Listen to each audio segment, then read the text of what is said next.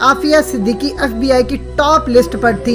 आज सच कहने का वक्त आ चुका है। कुछ भी कहने से पहले आपको सिर्फ इतना बता दे कि आफिया सिद्दीकी दुनिया की हालिया 300 साल तारीख की शायद सबसे ज्यादा ज़हीन तरीन खातून थी।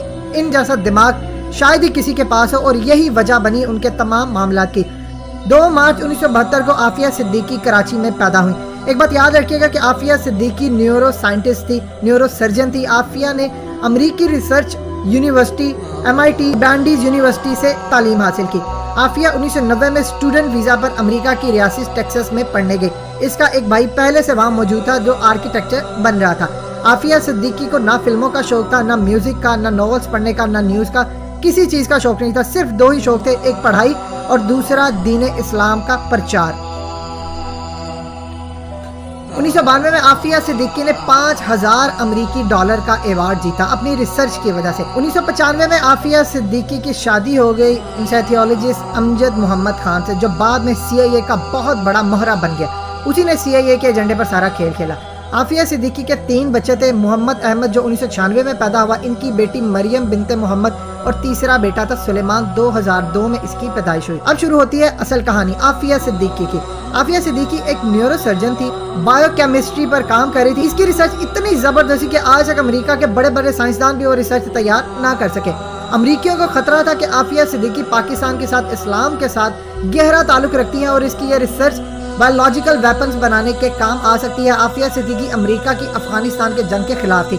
अमेरिका ने बड़ी कोशिश की कि आफिया सिद्दीकी यहूदी ज़ायनिस्ट के एजेंडे पर काम करे मुसलमानों के खिलाफ। आफिया सिद्दीकी ने मुकम्मल इनकार कर दिया। बस यहीं से कहानी शुरू होती है। आफिया सिद्दीकी की थोड़ी सी रिसर्च अमेरिका के हाथ लगी। जाहिर है इसकी प्रैक्टिस सब अमेरिका में थी, तो वहाँ के साइंसदानों ने FBI को रिपोर्ट दी कि आफिया के पास वो रिसर्च है कि अगर ये अमेरिका के खिलाफ इस्तेमाल हो गई तो अमेरिका की तबाही हो जाएगी, और अगर ये पाकिस्तान के हाथ लगी तो फिर भी अमेरिका की तबाही है।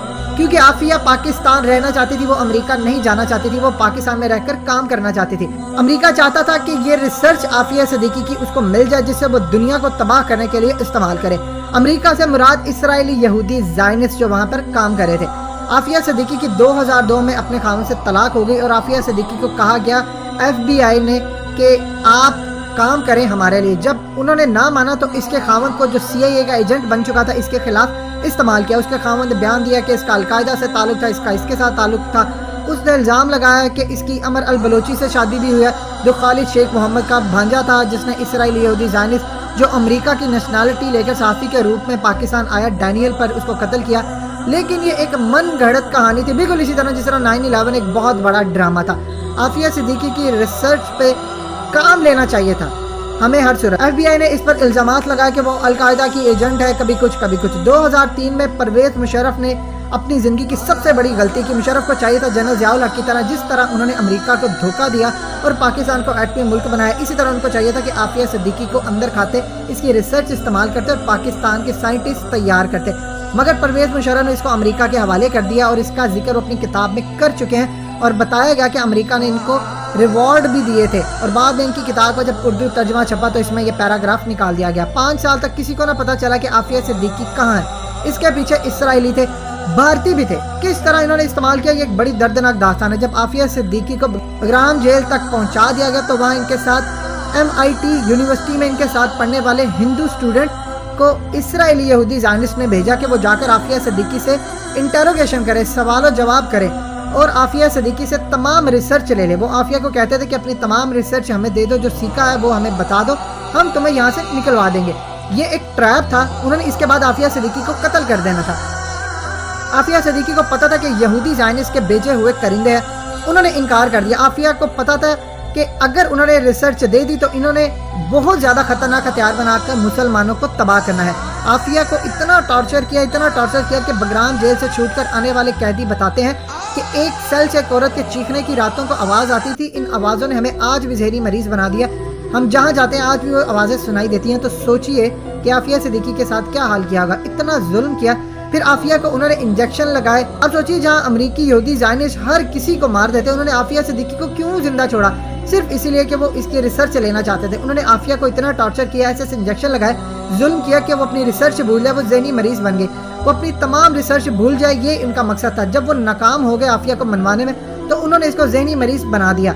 आफिया काफ़ी हद तक ज़हनी मरीज बन चुकी है, मगर इतने जुल्म के बावजूद भी आफिया आज कहीं ना कहीं जिंदा है। इसके 2 बच्चे मार दिए, इसका रेप हुआ, इतना जुल्म शायद ही कभी हुआ हो, मगर इसने अपना मुंह नहीं खोला, रिसर्च भी नहीं दी। तो ये मुसलमानों को मार देंगे, आफिया को इस चीज़ का खदशा था। एक औरत मर जाए, कुर्बानी दे डाले, मगर सारे मुसलमानों को नुकसान ना हो, ये थी आफिया की असल में कुर्बानी। जब ये नाकाम हो गए तो इन्होंने प्लान बनाया कि आफिया पर झूठा फायरिंग का इल्ज़ाम लगाकर इसको अमेरिका ले गए और फ्री मेसन के जजों से इसको सजा दिलवा दी 86 साल की। आफिया सिद्दीकी को मुशर्रफ के खिलाफ नवाज शरीफ जरदारी मीडिया ने खूब कैश कराया। ये आफिया को कौम की बेटी कहते थे, मगर कभी नहीं बताते थे कि आफिया का जो रेप हुआ, इस पर झूठा इल्ज़ाम लगा, इसकी रिसर्च, हथियार, जो कुछ भी था, ये नहीं बताते थे। अगर इवान रिडली जो बरतानवी सहाफ़ी थी मुसलमान हो गई, अगर वो ना बताती कि कैदी नंबर 650 आफिया है, इस पर जुल्म हो रहा है, तो किसी को पता भी नहीं चलना था। जब इमरान खान ने आफिया के मामले को इवान रिडली के साथ मिलकर उठाया तो जमात इस्लामी ने इसको खूब कैश करवाया। नून लीग पीपल्स पार्टी को इस पर सियासत याद आ गई। मीडिया आफिया को पाकिस्तान की फौज के खिलाफ इस्तेमाल करता था, जबकि ये खालिस मुशर्रफ का काम था। अब इसकी आड़ में मीडिया आधा सच बताता रहा कि आफिया सिद्दीकी ये है, आफिया सिद्दीकी को मुशर्रफ ने हवाले किया। ये नहीं बताया कि अमेरिका ने इसके साथ क्या किया और असल मकसद क्या था।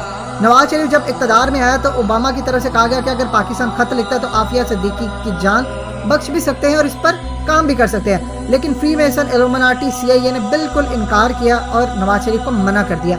आफिया को जेल में टीम दी गई 3 लोगों की अपने दिफा में, वो तीनों यहूदी जानिस से। आफिया ने कहकर इनकार कर दिया कि यहूदी जानिस ने मेरे खिलाफ सारी गेम खेली और मुझे फंसाना चाहते हैं, मजीद ये लोग मुझे बदनाम करेंगे, इसलिए मैं इनकी मदद नहीं चाहती। नवाज शरीफ को भारत CIA ने मना कर दिया, आपने आफिया के लिए कुछ नहीं करना, इसलिए उन्होंने